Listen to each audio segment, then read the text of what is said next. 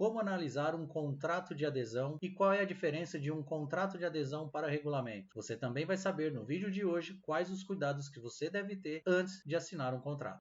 Eu sou o Leandro e seja bem-vindo a mais um vídeo da série Consórcio Passo a Passo.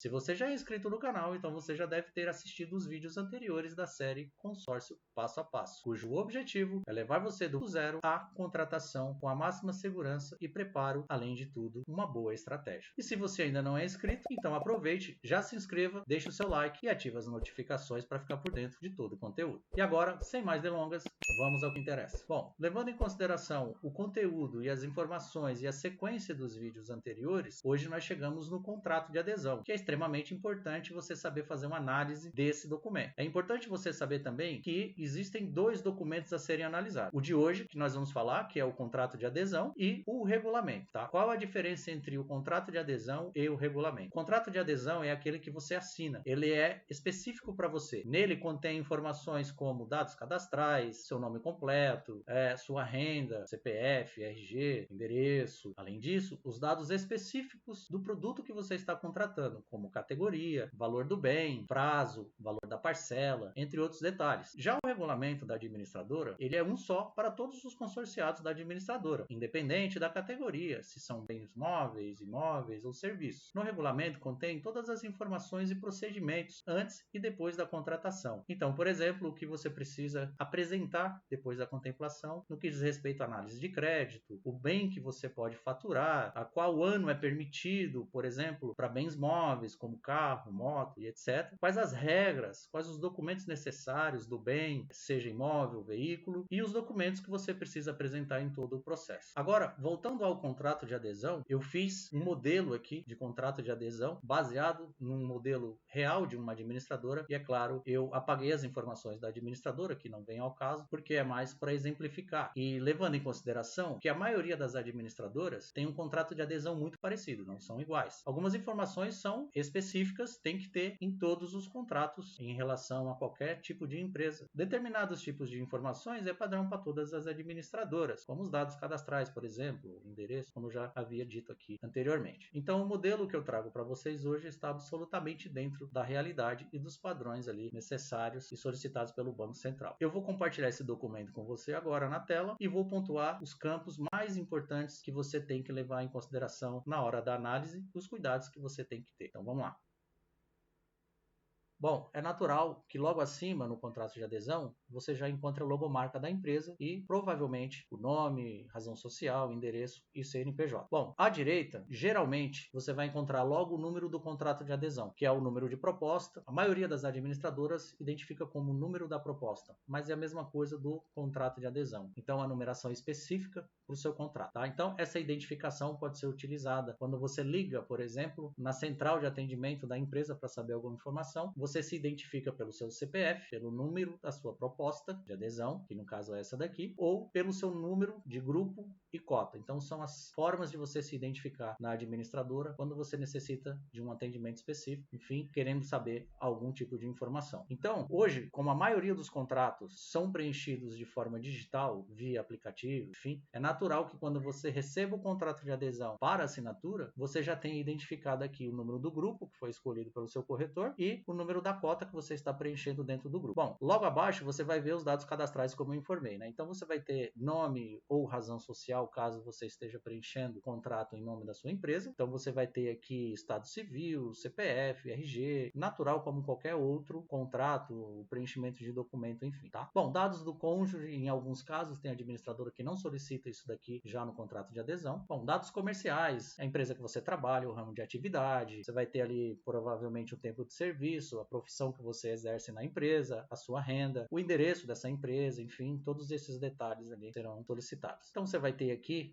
a forma de cobrança mensal, cada administradora, como eu falei, pode colocar detalhes como esse ou não. Informações do grupo. Aqui é onde começa os cuidados em relação ao que você está contratando. Não que os dados cadastrais não sejam importantes, são, mas em relação ao que você acordou com o seu corretor, você fechou de negócio com ele, é aqui que vai validar tudo que foi conversado em relação a valores, prazo, o bem que você está contratando, a entrada entrada que você está dando. Então, esse aqui, em relação a valores, é o ponto mais importante que você tem que analisar. Então, vamos lá. Você tem aqui, ó, informe o bem, serviço, carta de crédito, enfim. Então, por exemplo, numa carta de auto, provavelmente vai estar lá, carta de crédito para autos, enfim. Carta de imóvel, vai estar lá, carta de crédito ou crédito para imóvel. Termos como esse, depende da administradora, cada uma usa o seu termo específico, tá? Você vai ter o valor do bem, que é o valor do serviço, carta de crédito, valor do bem, enfim. Então, se for um serviço, qual o valor que você está contratando? Se for um imóvel, qual o valor da carta de crédito do imóvel? Se for um automóvel, por exemplo, qual o valor desse automóvel, dessa carta de crédito de automóvel? A parcela inicial, isso aqui é extremamente importante. Eu já vi vários casos, eu atendo pessoas semanalmente ali com problemas, com receio, me cobraram um valor muito mais alto, o que está acontecendo, será que eu caí num golpe? Então esse valor aqui, ele é extremamente importante. Por exemplo, se você pré-acordou com o corretor que você vai pagar uma primeira parcela, por exemplo, R$5.000, R$10.000, que seja, e aí você olha para o contrato de adesão e aqui no contrato de adesão você não tem essa informação ou ela está divergente, acende o alerta aí, porque você pode estar caindo num golpe. Tá? Então, todo o valor que você vai dar na primeira parcela, ele tem que constar no preenchimento aqui do contrato de adesão, tá? Para que você não corra o risco de pagar um valor maior e, de repente, cair na mão de um golpista e esse golpista separar parte desse valor para ele e repassar para a administradora apenas um valor menor. Então, esse cuidado, ele é extremamente necessário e muito importante. Então, aqui você vai ter a base do reajuste. O que é isso? Todo consórcio, ele tem um reajuste. Algumas empresas trabalham com reajuste semestral, outras com reajuste anual, enfim. E aí você tem a base. Por exemplo, a maioria das administradoras no consórcio de imóvel trabalha com INCC. Para bens móveis, muitas administradoras trabalham com IPCA. Bom, verifique isso com o seu corretor, porque pode ser diferente de uma administradora para outra. O importante é você verificar que aqui tem que constar nesse campo qual é a base de reajuste do contrato de adesão que você está assinando, tá? Então aqui o grupo, como eu já falei em vídeos anteriores, ele tem um número máximo de participantes, então ele vai constar aqui nessa parte aqui, por exemplo. O número de assembleias realizadas, natural que também tenha no contrato de adesão, ou seja, o vendedor falou que o meu grupo é em andamento. Será que é em andamento mesmo? Aqui vai constar, porque ele tem um número de assembleias realizadas. Prazo do grupo, o que é isso? É o prazo original estipulado pela administradora que esse grupo teria desde o momento da inauguração até o término dele. Por exemplo, num grupo de imóvel, esse grupo pode ter inaugurado com 200 meses, é uma linha do tempo a ser percorrida. Então, é essa informação que tem que constar aqui. Veja, não é o prazo que você está contratando nesse campo, e sim o prazo original do grupo que foi estipulado pela administradora. Vamos dar um exemplo aqui. Se você já tem um grupo que rodou 20 assembleias e o prazo original do grupo é de 200 meses, significa que faltam 180 para acabar. Seria um grupo em andamento. Já rodaram 20 assembleias. Então, se você quiser entrar nele, você teria que contratar com 180 meses. Isso é só um exemplo para você. Propósito de aquisição. Aqui você tem outras informações extremamente importantes. Por exemplo, a taxa de adesão. Na verdade, esse termo é até meio controverso dentro do consórcio, porque geralmente não existe uma taxa de adesão. É até meio que proibido isso no consórcio, tá? O que existe é a antecipação de taxa quando você contrata. Isso é legal.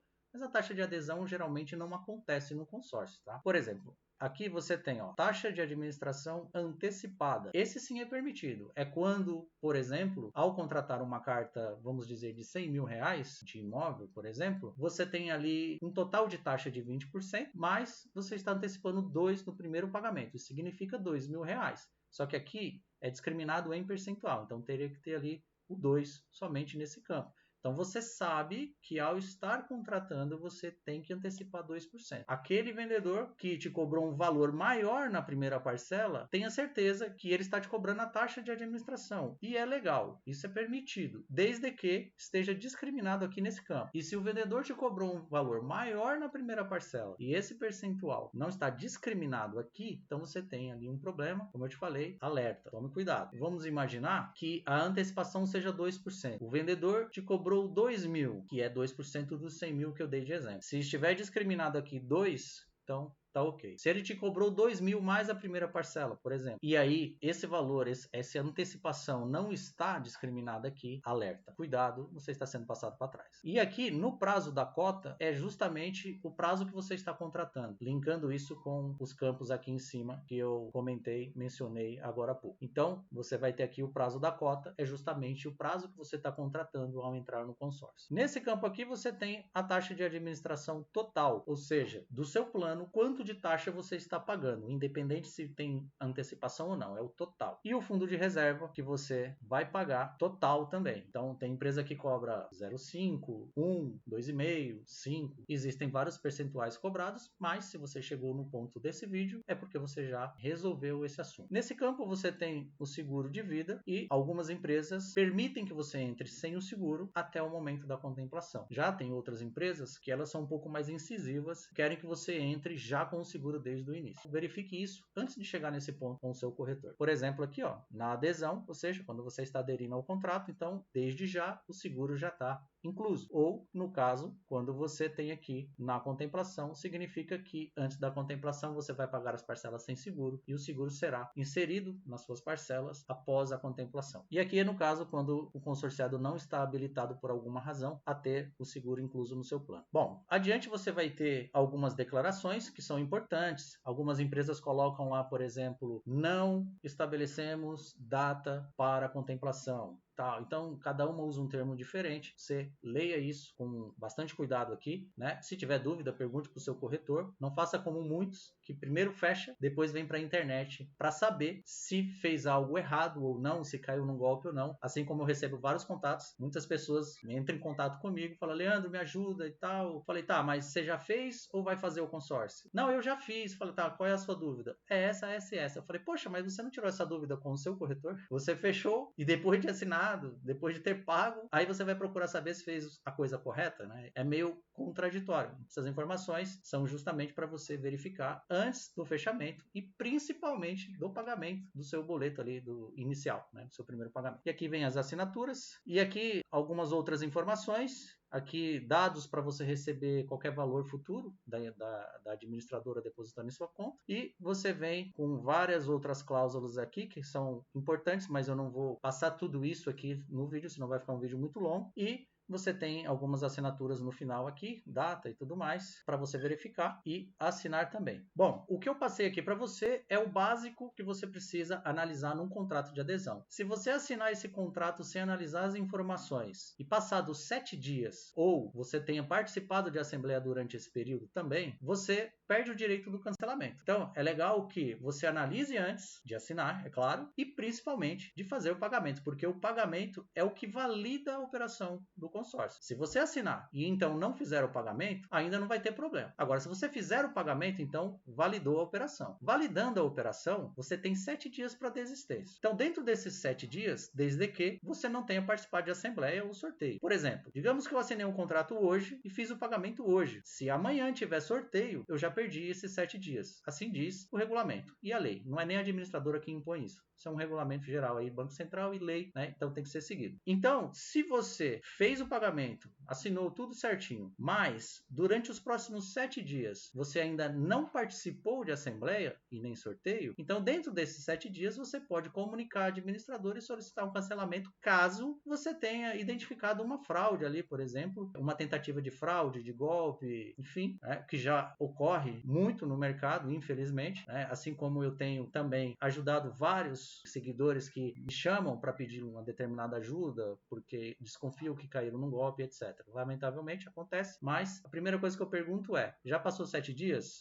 Já fez o pagamento? Só assinou? Qual que é o cenário? Aí eles vão me falando e eu vou, enfim, orientando ali, e na maioria dos casos eu consigo ajudar de alguma forma. Quando já passaram-se os 7 dias, aí depois é outro assunto que não vem ao caso nesse vídeo aqui. Então esse é o conteúdo do vídeo de hoje, eu espero que você tenha gostado. Esse é mais um vídeo da série Consórcio Passo a Passo. Se você gostou, deixe o seu like, deixe um comentário, faça uma pergunta, dê uma sugestão, quem sabe no próximo vídeo eu responda o teu comentário, compartilhe com seus amigos e, é claro, não se esqueça de se inscrever e ativar as notificações para você ficar por dentro dos próximos vídeos da série Consórcio Passo a Passo. É isso aí, ficamos por aqui e até o próximo vídeo.